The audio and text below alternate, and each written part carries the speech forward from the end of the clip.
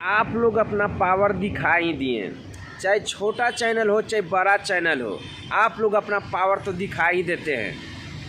भाई आप लोगों को बता दी कि हमारे पावर स्टार पवन सिंह का सॉन्ग रिलीज होते ही ना भोजपुरी इंडस्ट्री में तबाही और तांडव एकदम खलबली मच रहा है।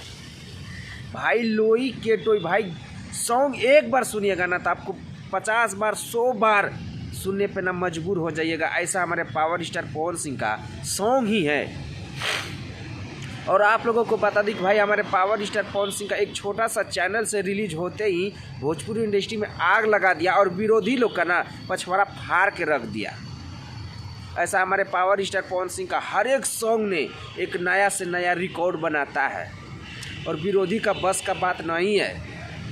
भाई जितने लोग हमारे पावर स्टार पवन सिंह का फन इस वीडियो को देख रहे हैं, इस वीडियो को ज़्यादा से ज़्यादा शेयर कीजिएगा।